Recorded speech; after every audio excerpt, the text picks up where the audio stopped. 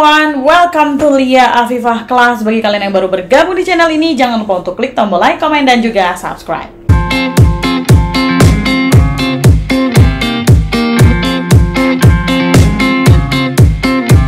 Oke semuanya, pada konten kali ini Miss akan memberikan tips, bukan tips sih, lebih ke bagaimana sih caranya menguasai bahasa Inggris hanya dalam waktu 24 jam saja.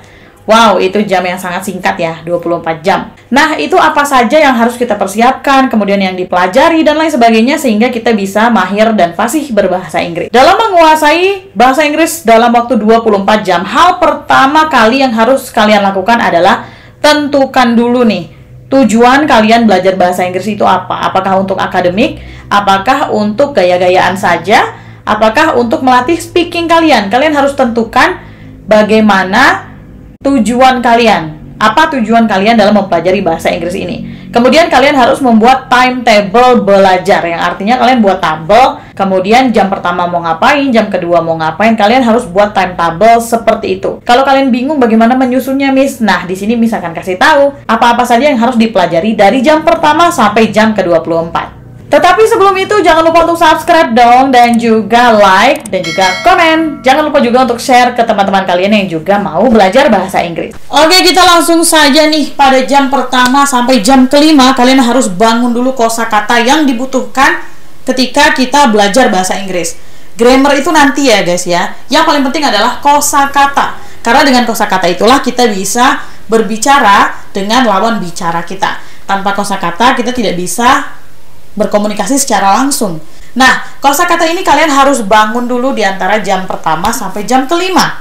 Itu semuanya tentang kosakata. Kalian cari kosakata yang sulit, kosakata yang mau kalian ketahui, dan kosakata-kosakata lainnya yang kalian butuhkan dalam belajar ini. Nanti Miss akan kasih tahu deh bagaimana caranya kalian bisa menghafal 200 kosakata dalam waktu 1 minggu saja. Nah, teman-teman sekalian, setelah dari jam pertama sampai jam kelima itu tadi kalian sudah belajar kosakata, sudah banyak nih kosakatanya.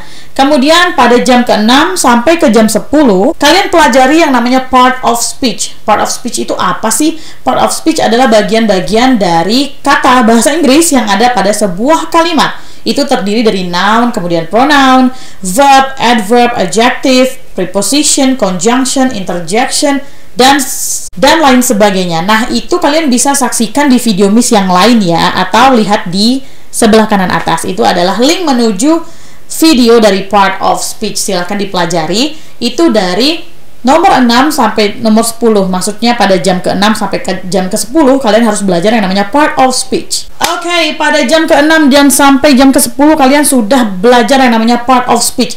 Dan ini Miss kasih tahu sebuah rahasia nih ya. Kenapa kalian harus pelajari part of speech dulu nih? Kenapa nggak langsung simple present tense, Miss?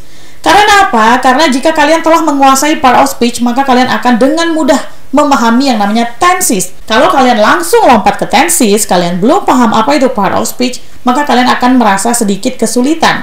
Karena part of speech itu adalah bagian dari sebuah kalimat yang dapat dimengerti oleh lawan bicara kita. Setelah itu baru kita fokus ke tenses. Nah, tetapi pada jam ke-11 sampai ke jam 15 apakah kita langsung ke tenses? Jawabannya belum ya guys ya. Kita dalami dulu nih kosakata yang telah kita pelajari pada jam ke-1 sampai jam ke-5. Itu kita ulang lagi, kita latih untuk bikin kalimat. Misalnya pada kosakata yang telah kalian pelajari itu ada kalimat blanket atau selimut. Kalian bisa latih dengan membuat kalimat yang sederhana saja. Contohnya, saya mencuci selimut. I wash a blanket. Contoh lain adalah jendela. Apa bahasa Inggrisnya jendela? Exactly, window. Kita bisa buat kalimat sederhana. Saya menutup jendela. I close the window.